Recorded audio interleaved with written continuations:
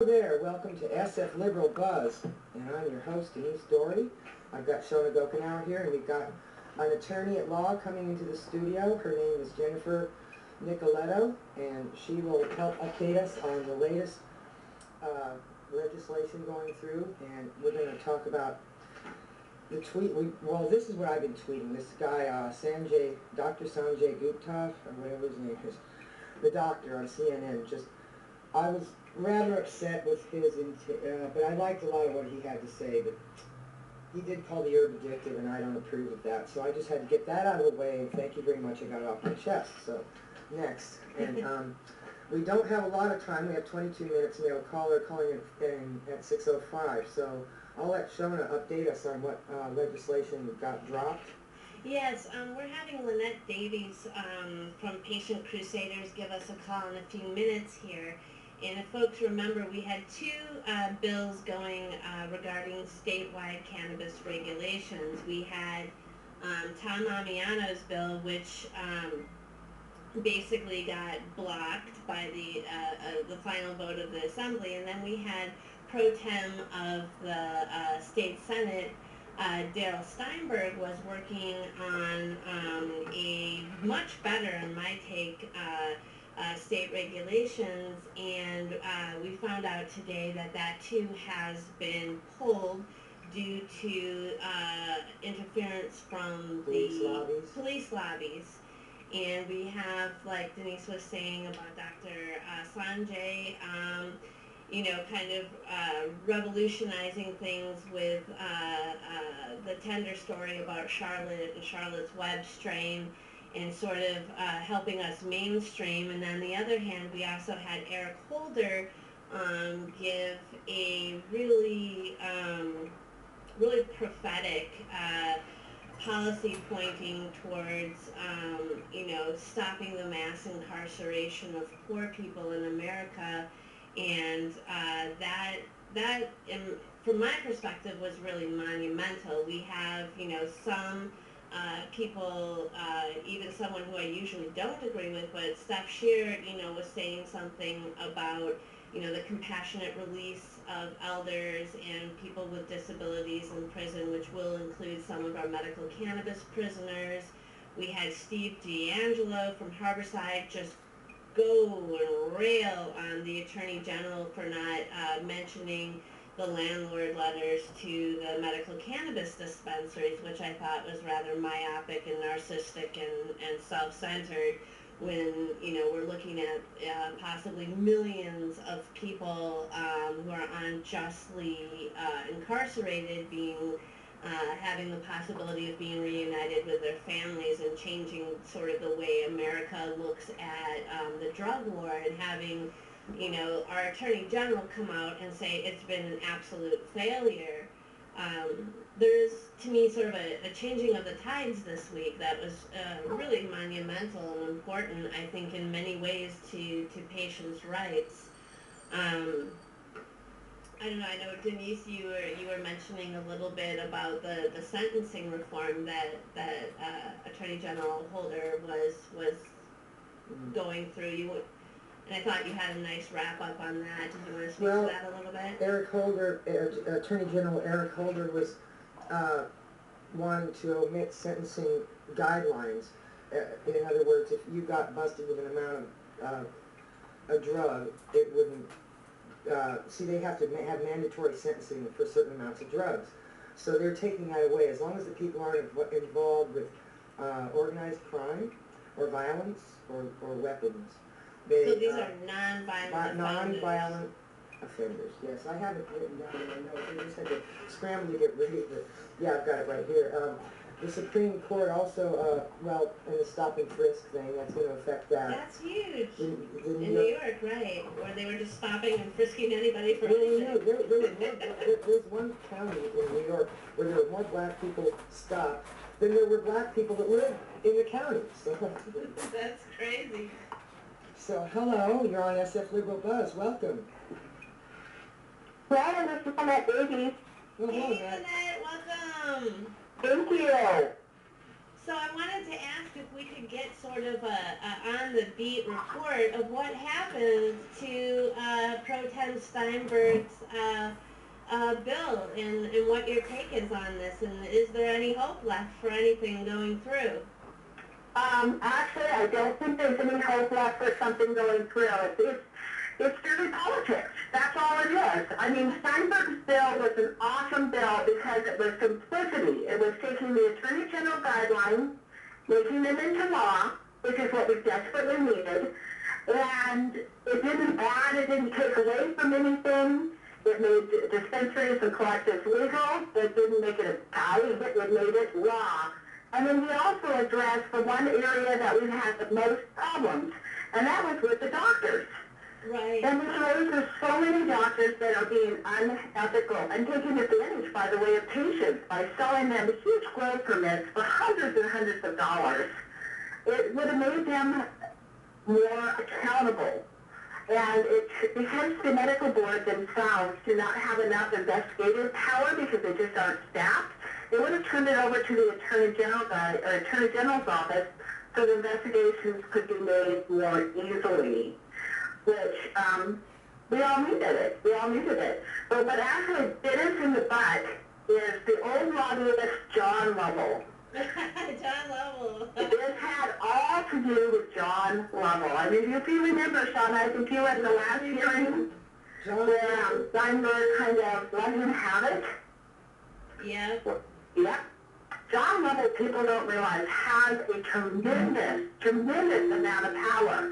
As a matter of fact, when I was at Kamala Harris's inauguration, he actually shows up in a limo. While our police department are losing their pensions, this man who's supposedly representing them out there in a limo. Lobby. Yeah, a lobbyist, exactly.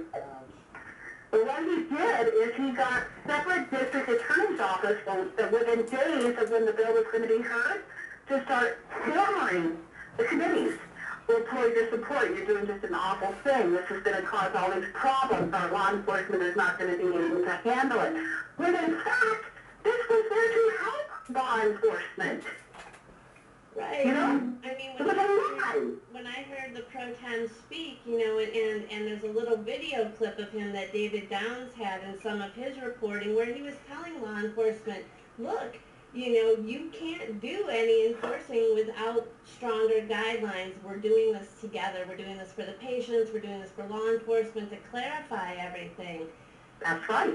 How on earth do we go up against somebody like John Lovell who shows up in a limo and has all these ways to scare our assembly members into not even considering this when we have really conservative states like Illinois and et cetera who are getting their, for lack of better words, stuff together to have statewide guidelines? Why is California the last? I know.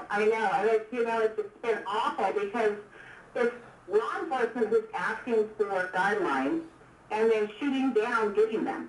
I mean, if it's not, it's just craziness. It's just craziness. As a matter of fact, if you remember, every city and board of supervisors, when they want to put in an ordinance, received a white paper from the California Narcotics Officers Association. This is John Lovell, by the way. It's what his lobbyist did. That paper actually, it had nothing to do with medical marijuana. It went out to all of these cities saying, my God, crime was just going to go rampant, and they pulled studies from literally drug cartels, other countries, states that didn't have legal. And they made it sound like it was happening right now here in California, and it was a lie. And Letitia Pepper, who you know is my Southern California director for Service for Patients' Rights, bless her heart, she filed suit against the California Police Chief Association for misrepresenting, basically. And at that time, they tried to slap us with a fine of $25,000 for daring to serve John Lovell and his group. But the courts upheld it at that time, and it has never really gone through court. But everything has to be a battle, and it's not necessary. I think my full thing, I'm so disgusted with the legislation process right now, is that I'm really hoping that the CCHI 2014 initiative gets off the ground and stops all of this. That's our best hope. Well, there's two. Honestly, Jack Career died for this movement, and you know, this was his initiative that's coming forward, and I think we all need to back it, all of us. I think there's two great things that are going to be on the ballot. As you know, I'm part of the Save Cannabis ballot, which is another alternative. And I think, you know, I'm encouraging everybody, sign on for both, you know. We need to have something that I agree. has more power and more choices, and I think we got the message today that our state legislators are not going to help us solve this problem. And you're on the ground in Sacramento. Am I right? You're right. You're not going to get any help? I think for 22, it's state by state. Well, and you know, here in Sacramento, we have a few bills that were out there. One of them is the Cal Works. The Cal Works bill that is now in suspense. We have, you know, we didn't get anything to move. And do you think that, I mean, I know that, you know, at least we've got some other considerations going on with the vaporization issue, but that's, to me, that's a small detail. That's a very, very small win. You know, Shauna, that did not even put a bump on my radar. I was not concerned over that. I'm much more concerned over the foster parent bill that's out there that's going to be heard on August 19th, and that is important.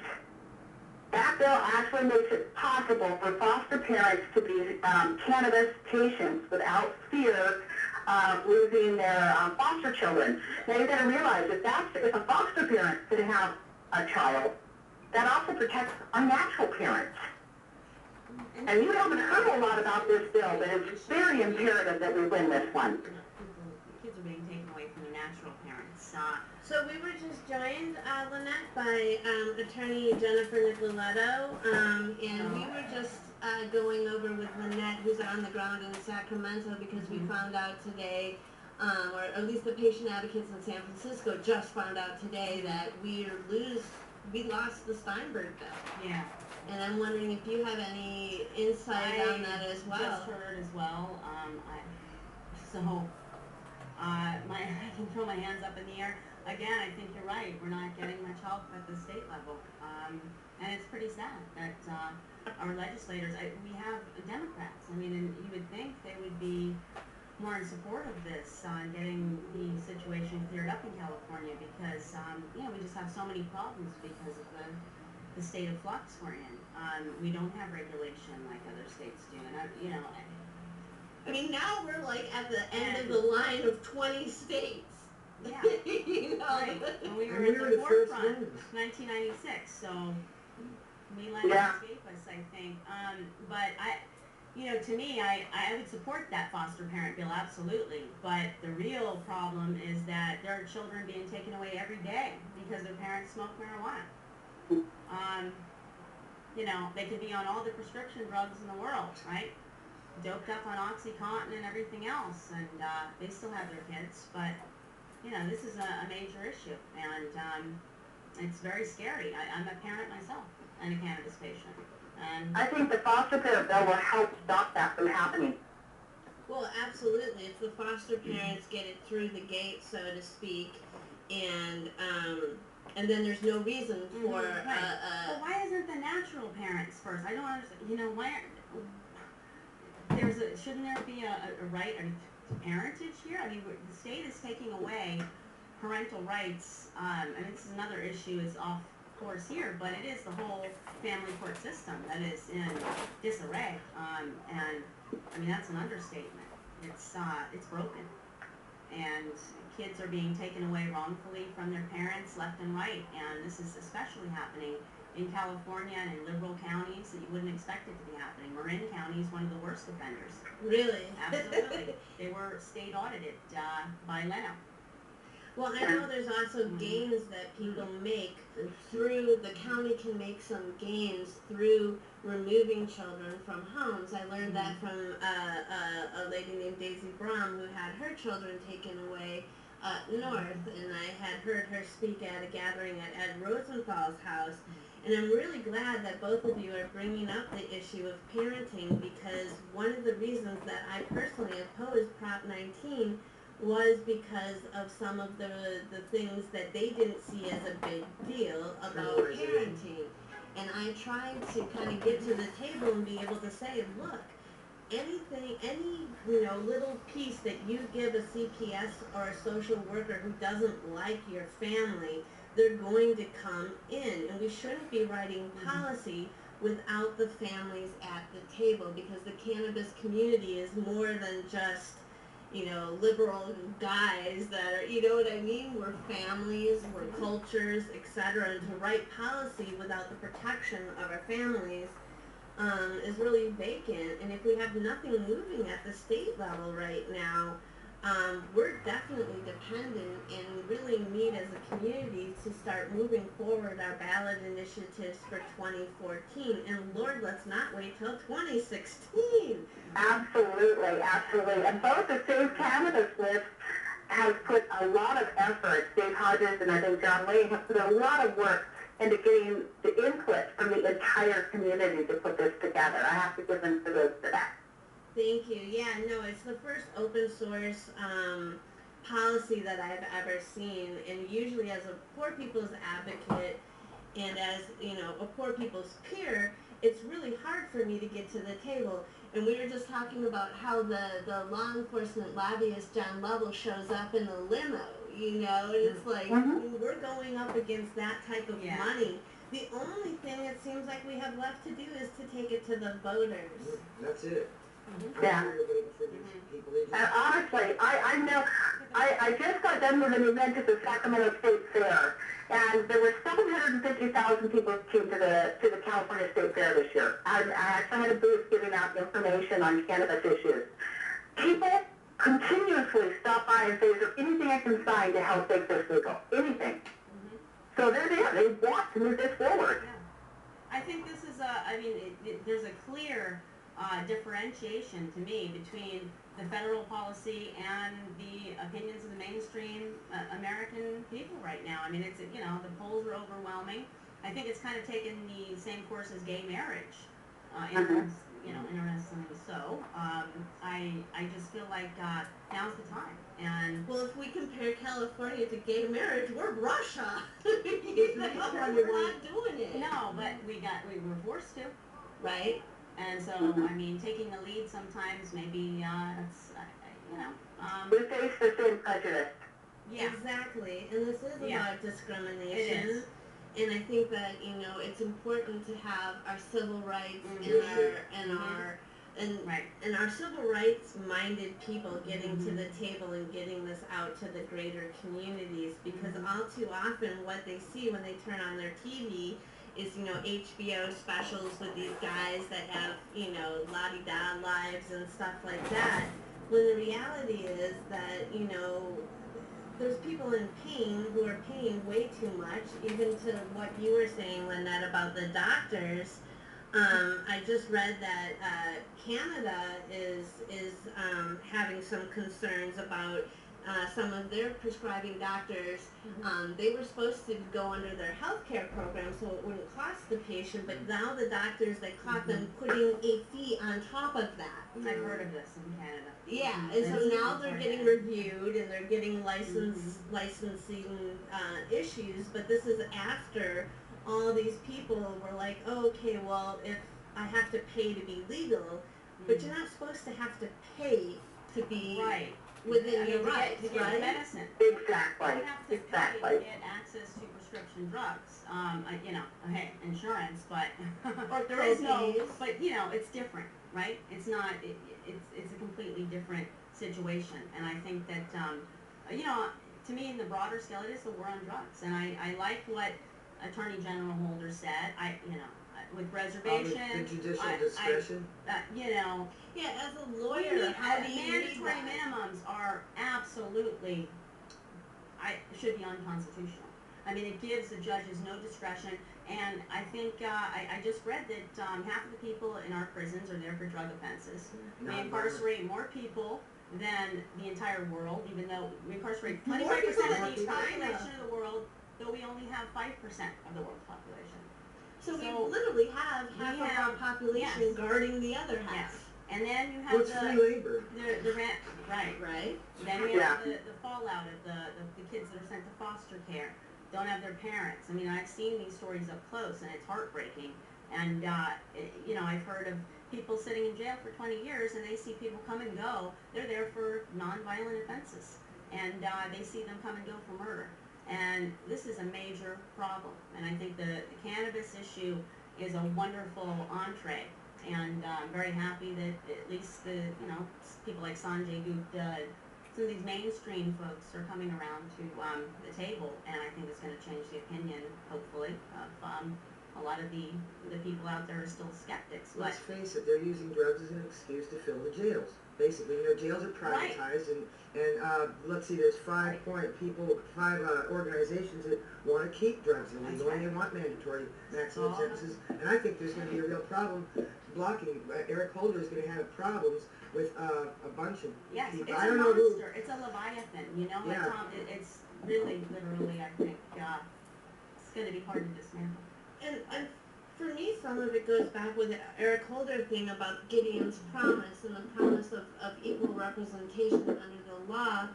And, you know, I didn't know until this year, because I come from Wisconsin, and we have a public defender system, and we have a voter initiative system, and we don't have the death penalty. Right. It never occurred to me until I studied Gideon's promise that there's states that don't even have public defenders. So if you're not a wealthy person and you're going up on a drug charge, you have no representation.